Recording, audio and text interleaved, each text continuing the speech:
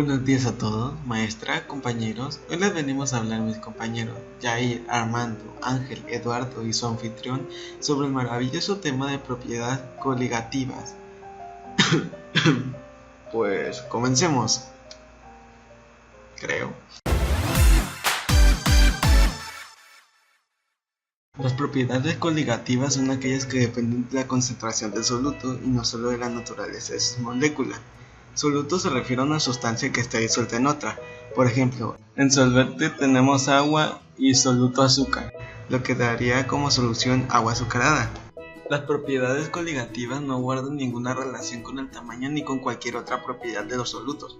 Son función solo del número de partículas. Las propiedades coligativas de las disoluciones tienen una importancia en la vida común en áreas como la ciencia y la tecnología, permitiendo por ejemplo separar los componentes de disolución por destilación fraccionada, formular y crear mezclas anticongelantes, etc. Por ejemplo, en el invierno las temperaturas en algunos países pueden descender bajo los 0 grados centígrados, por lo que los automóviles que van a mucha velocidad pueden sufrir accidentes.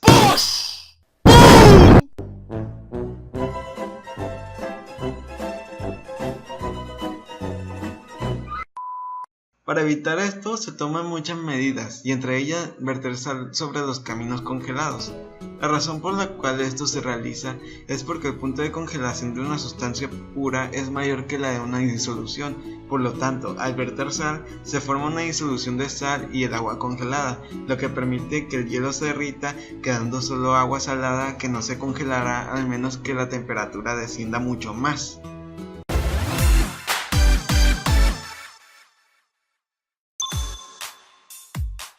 Elevación ebullioscópica. La temperatura de ebullición de un líquido es aquella a la cual su presión de vapor iguala a la atmosférica. Cualquier disminución en la presión de vapor producirá un aumento en la temperatura de ebullición.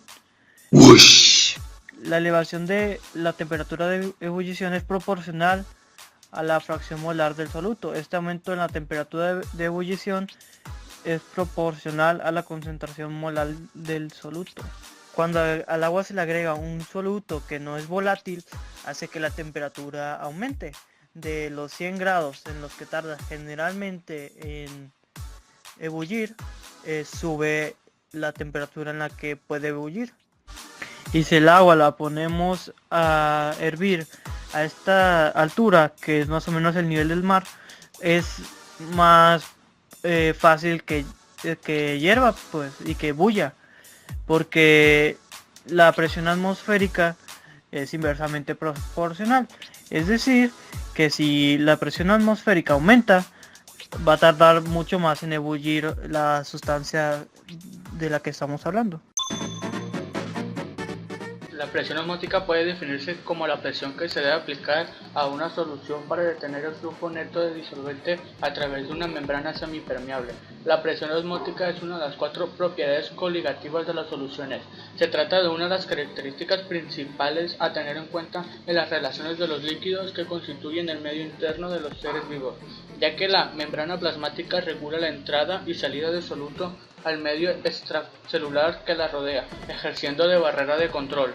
Cuando dos soluciones se ponen en contacto a través de una membrana semipermeable, las moléculas de disolvente se difunden, pasando habitualmente desde la solución con menor concentración de solutos a la de mayor concentración. Este fenómeno recibe el nombre de ósmosis. Descenso relativo de la presión de vapor. La presión de vapor de un disolvente desciende cuando se le añade un soluto no volátil. Este efecto es el resultado de 2 factores: la disminución del número de moléculas del disolvente en la superficie libre, la aparición de fuerzas atractivas entre las moléculas del soluto y las moléculas del disolvente, dificultando su paso a vapor. Cuando más soluto añadimos, menor es la presión de vapor observada. La formulación matemática de este hecho viene expresada por la observación de Raoult, de que el descenso relativo de la presión de vapor del disolvente en una disolución es proporcional a la fracción molar del soluto. Esta fórmula nos permite enunciar la ley de Raoult. La presión de vapor de la disolución es igual a la presión de vapor del disolvente por la fracción molar del disolvente en la solución. Esta fórmula tiene validez para todas las disoluciones verdaderas.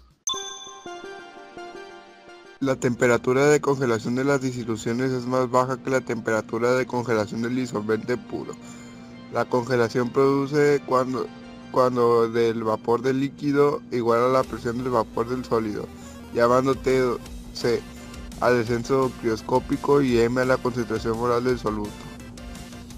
El descenso crioscópico es una de las tantas propiedades coligativas y por lo tanto la magnitud del descenso solo depende de la naturaleza del disolvente. Un ejemplo sería cuando en el invierno se les coloca sal a las carreteras para que ésta baje su densidad.